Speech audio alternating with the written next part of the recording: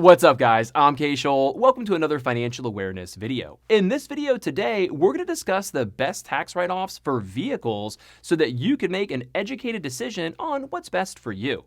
I've got some bonus tips at the end, so you might want to stay tuned for that. A while back, I did a video regarding Section 179 of the IRS tax code. I'll link it in the description below as well as in the comment section. That video, which covered Section 179 of the IRS tax code, primarily focused on purchasing your vehicles.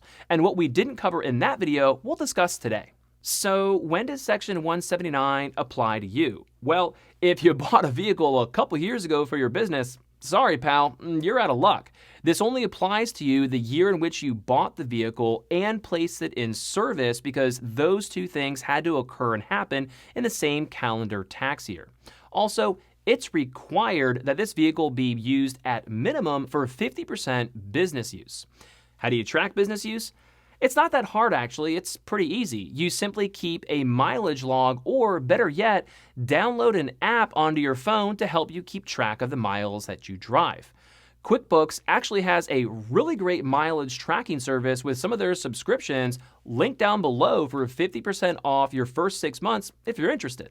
Also, I think this goes without saying, but you have to have a business. You can't be a W-2 employee and try to deduct and write off your vehicle for your personal use. Now, if you are a W-2 employee and you have a business or a side hustle on the side that's you're a sole proprietor of, or it's an S-corp that you own, absolutely, that's completely fine. Your business has to generate a revenue and there has to be a purpose for the vehicle for your business.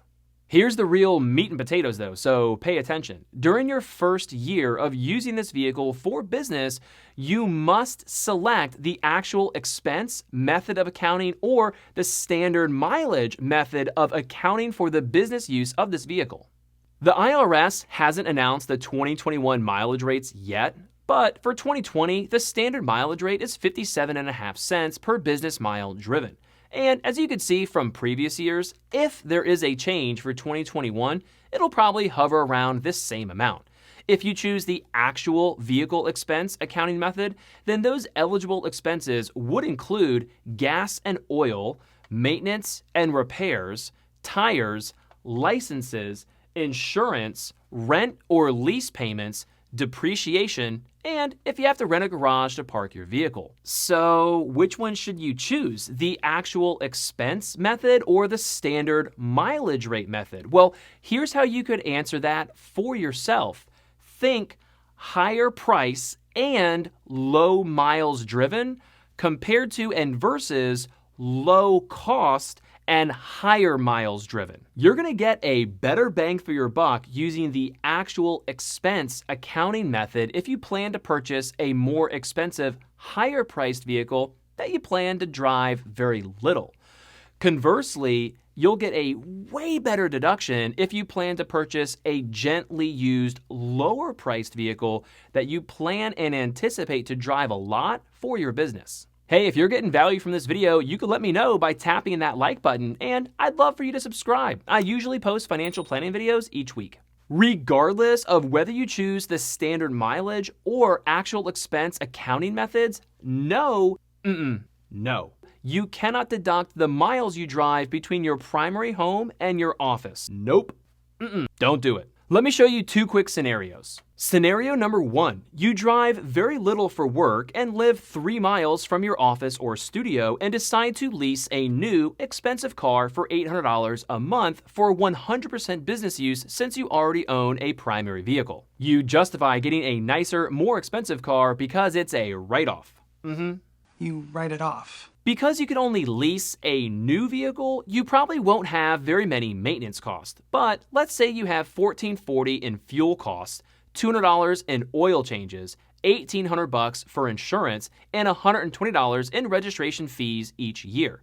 That's $13,160 in actual costs that you can deduct based on the actual cost accounting method. In this scenario, you'd have to drive more than 22,887 business miles in order to get that same deduction using the standard mileage rate method. And since this is a lease we're talking about, that would be stupid to drive it that much. Scenario number 2. You drive a lot for work. It doesn't matter where your office is because you can work remotely from just about anywhere, and you're usually driving all over town to various customers or projects you're working on. Because you drive a minimum of 25,000 miles per year for business use, you're smart and understand that vehicles depreciate in value like throwing a rock into a swimming pool like my daughter did last week. So you buy a really nice 1 or 2-year-old vehicle that only has a payment of $375 per month. You've got $3,000 in fuel and oil changes for the year, $1,200 in insurance, $120 in registration fees and taxes, $600 in tolls and parking, which is a grand total of $9,420 of expenses. But you're able to write off $14,375 for the standard mileage rate method, plus $120 in registration fees and taxes, the $600 of tolls and parking, and don't forget about the $180 of annual interest you're spending on your vehicle payment, for a grand total of $15,275 in write-offs, and yet you only spent $9,420 on the vehicle. Not too shabby. All right, what about wrapping your car and driving it around town for marketing or advertising? Well, the actual cost to do it is an acceptable cost. The cost of wrapping your vehicle or whatever magnetic stickers or marketing material you use for your car, that is an acceptable deduction. But doing that and driving around town and tracking those miles for the mileage deduction, nope, can't do it. So here are your bonus tips. Come up with a purpose or a reason of why you're driving in that area. Come on, people.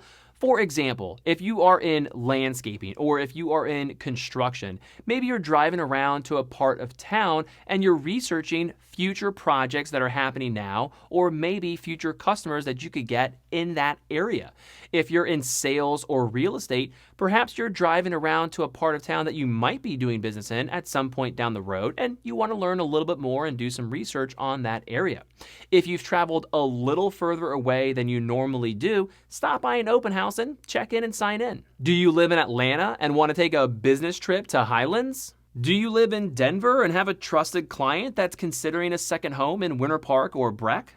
If you have places throughout the country that you love to visit or vacation to on a personal level, try to think creatively about how you can turn those trips into legitimate write-offs for business purposes. Professionally speaking, I have clients I've done business with throughout many areas of the country, and I love going to see my friends. Excuse me. I love going to those places on business trips. Hey, if you're at the point where you're ready to take a bigger bite out of your financial planning, check out my retirement planning playlist. If you have any questions for me, let me know in the comments down below. I appreciate your time. See you in the next one.